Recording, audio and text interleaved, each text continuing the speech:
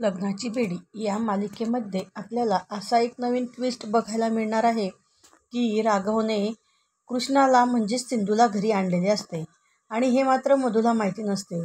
मधू ही बाहेरून बॅग घेऊन घरामध्ये येते.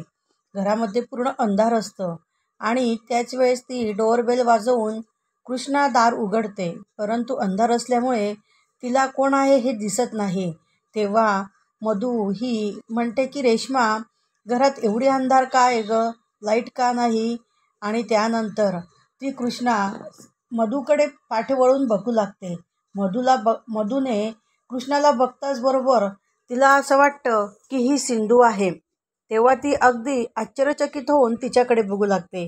त्यावेळेस कृष्णा म्हणते की मी जिवंत आहे, मेलेल्या माणसासारखं काय बघतायत माझ्याकडे, मी काय भूतभीत नाही. आणि एवढं आश्चर्यचकित व्हायचं कारण काय? त्यावेळेस मधू एकही शब्द बोलत नाही. नंतर ती घरामध्ये येते आणि सोफ्यावरती बेशुद्ध होऊन पडते.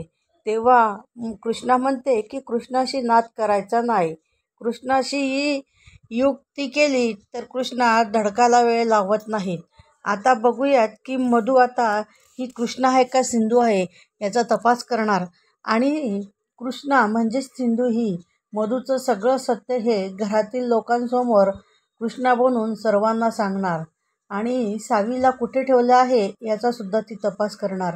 असेच भाग पाहण्यासाठी आमच्या चॅनलला लाईक करा, शेअर करा आणि सबस्क्राईब करा.